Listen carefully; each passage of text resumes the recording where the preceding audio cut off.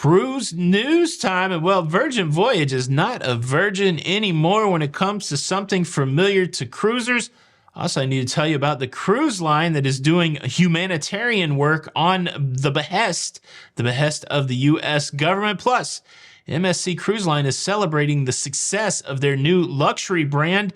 And well, unfortunately, that success may have some negative consequences for consumers, and somebody needs to get on the horn with Miss Cleo because Carnival Cruise Line is out there warning Fortunetellers. I'm sure they saw it coming. Cruise news and my views. Let's talk about it.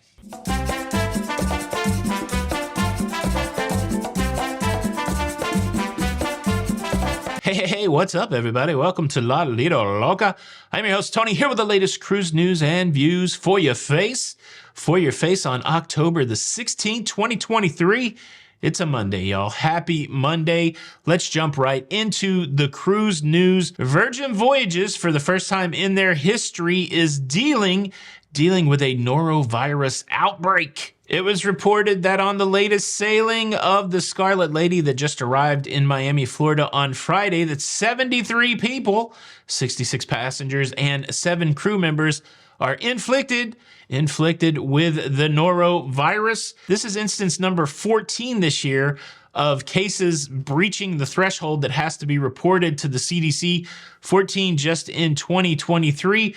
Norovirus is one of those deals that sometimes does happen in communal areas, nursing homes, elementary schools, happens more frequently on land than it does on cruise ships. But certainly when you have 73 people on your cruise ship impacted by the norovirus, it can be a bit of a crappy situation. For Virgin Voyage's part, they have been pretty transparent about it. They've reached out to future guests, letting them know that they've had this situation on the Scarlet Lady, but assuring them that all measures are being taken to make sure that that ship is clean and sanitized for future sailors. I guess the silver lining of this tale is that it was only a story about norovirus and not a story about norovirus and broken plumbing, because that would not be good. Let me ask you this. Were you on the Scarlet Lady? Did you get the bug? Are you feeling better? Hopefully it's good to go. Leave a comment below. Cruise news story number 2 takes us to the Eastern Mediterranean. It takes us to Israel. It takes us to Haifa, where a cruise company has been asked by the U.S. government to help get Americans out of Israel. We're talking about Royal Caribbean and their cruise ship, the Rhapsody of the Seas. The Rhapsody of the Seas at maxed out capacity can hold over 2,400 passengers. I haven't heard any numbers of how many people boarded the Rhapsody today, but it was a first come, first served basis starting at 8 a.m. And again, I don't know how many Americans are in Israel trying to leave, but big kudos to Royal Caribbean for answering the call and getting people out of there that wanted to leave. Another cruise ship that has been active in that area is this cruise ship. This is an Israeli-based cruise ship. And in a previous episode, I called it the Crown ISIS. And that's not the right name. Maybe it's a Freudian slip because I've been thinking about the terrorism over there, but not the Crown ISIS, but the Crown Iris. This is the cruise ship that repatriated 800 Israelis off of the MSC Musica, and I wanted to make sure that I gave it its proper name, the Crown Iris. Cruise news story number 3. Let's talk about MSC's new luxury brand, the Explora Journeys. They have one cruise ship out so far, Explora 1. As I mentioned before, I did spot Explora out in the wild. This was in St. John, New Brunswick. Beautiful cruise ship, and I've heard from people that have cruised this cruise ship that it's a fantastic experience, very luxurious, great food, great atmosphere, great service. And apparently that's true even for people that haven't reached out to me, because we've gotten the leadership there at Explora's Journeys cacawing about the success of the new cruise brand, saying that people love it. And well, because people love it, you know what they're going to do? They're going to jack the price up. That's right. Capitalism, baby. People love it. Demand is high. They're raising the prices, and they've got no intention of lowering the prices. And so from a business perspective, good for them. From a consumer perspective that wants a cheap cruise, bad for us. But yeah, I guess it's good news for the cruise industry that we have a new player like Explora Journeys doing well and jacking up the price.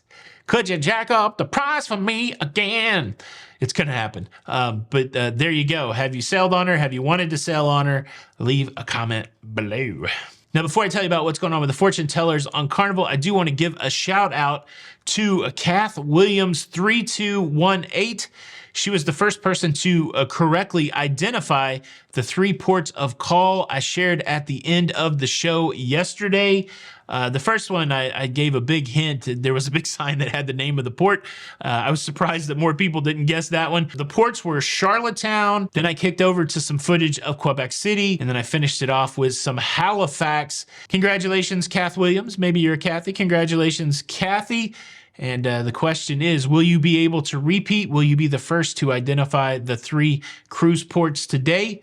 Well, we'll know after the show. Make sure you look for the pinned comment if you want to make your guess. And speaking of the outro, I did get an interesting question yesterday that I thought would be helpful to all of us. Cuddlefish233 said this: "Thanks, Tony. I have a simple YouTube question. If I click away during the outro, does it count as a view, or do I need to let it play through to the end? Thanks." And at first I thought, well, maybe that was just somebody trying to, throw shade on the outro. A lot of people have commented lately on the wildest things, like, oh, I don't like the music, or, just stuff that you wouldn't think people would complain about when you're getting free content.